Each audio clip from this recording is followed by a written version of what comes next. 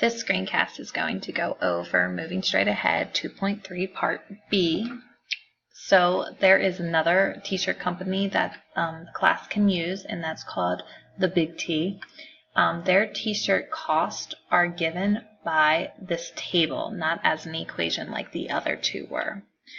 So the first question asked, what is the y-intercept? And that is very easy to find in the table because all we have to do is find the independent variable, which is the number of t-shirts, where is that 0, and then look for the costs.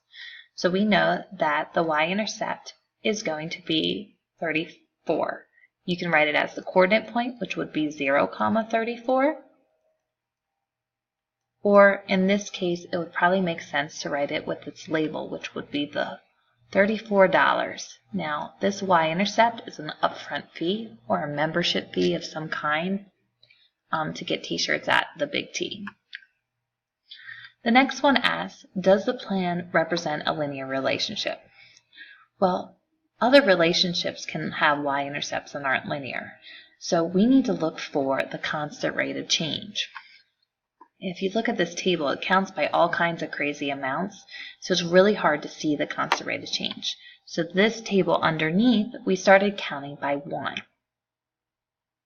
So if we have a constant rate of change, we can find that by calculating the change of what's happening with the y's values, or the dependent variable, and divide it by the change of what's happening with the independent variable, or the number of t-shirts here. So I notice that if I look up here that this is changing over here by $7.50. If I take 34 plus 7.5, I get $4 or $41.50. Over here, it's changing by 3. If I wanted to figure out what it would change by every one, I would take my change in my y values, or my dependent values, and divide them by the change in the x values.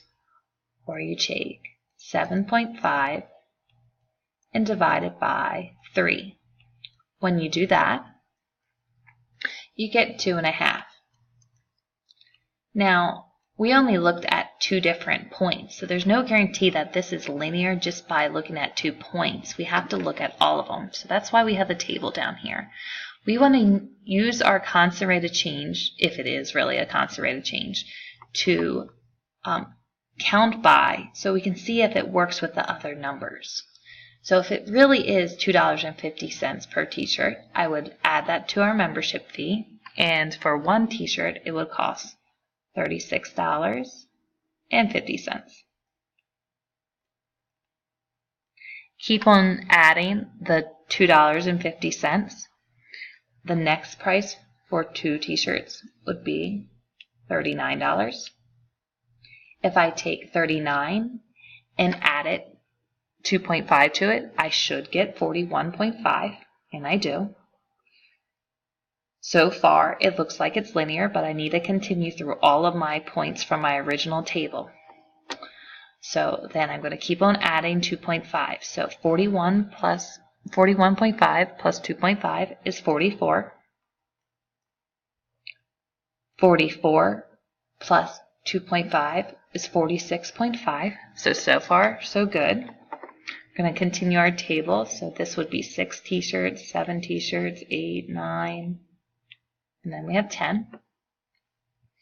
Over here, we know that it's counting by 2.5. So continue to count by 2.5 and hope that it works for the rest of them. So 46.5 plus 2.5 is 49.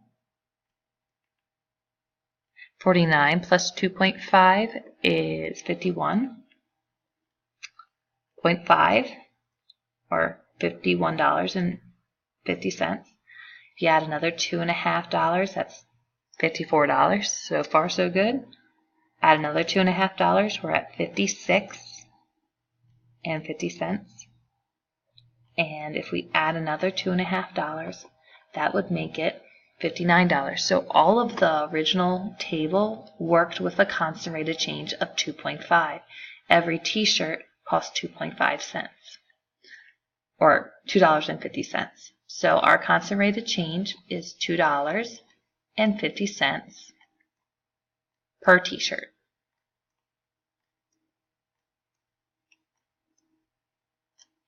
If we put this all together in an equation, we have our y-intercept, which is our b value. We have our constant rate of change, which is our m value. And all we now need to think about is how the equation works with y equals mx plus b. I know that the y is going to be the dependent variable, which is my cost. Write an equal sign. My m is 2.5. I know that the number of shirts, or n, is my independent variable, and then I'm going to add 34. Whenever you write an equation, you should check it with your original table. You check it by putting a value in, like let's say 5 t-shirts, put that in for n, and see if you actually get what's on here. And if you take 2.5 times 5, you get 12.5, and you add that then to 34, you will get 46.5 or $46.50. You should check it another time. So if we put 10 in, 10 times 2.5 is 25. 25 plus 34 is $59. So it seems like it works. Continuing on to question 3, what information doesn't about the number of t-shirts and the cost of the coordinate points 10, 59 represent? We have to remember that all coordinate points are x then y, or independent variable then dependent variable. So our independent variable is number of t-shirts. So this means that there's 10 shirts.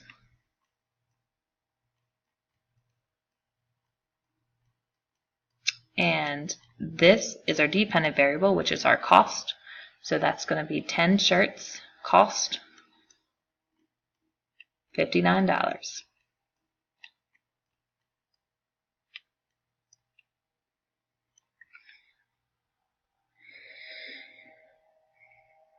When we continue down to question 4,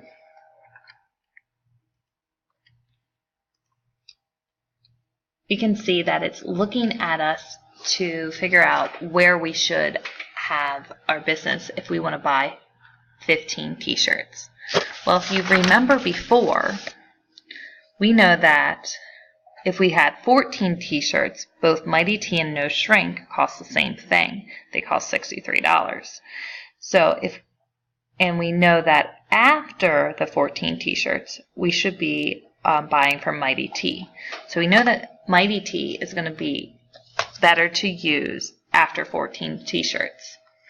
And No Shrink was more expensive. So I already can eliminate No Shrink from this because of what we did earlier. I have no clue about this Big T t-shirt stuff. So the easiest way to decide between these two would be to use the equations and the RSS process. So if we look at Mighty T, that equation was C equals N, which is the number of t-shirts, plus $49. So all I have to do is put 15 in there. So I'll substitute the 15 for N, because it's 15 t-shirts. And when I do that, I'll get $64. So the cost is $64 for Mighty T.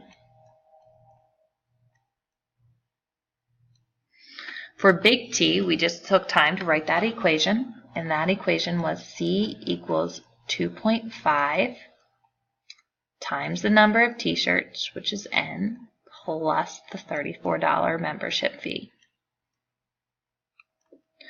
I have to substitute the $15 or 15 t-shirts into the number of t-shirts.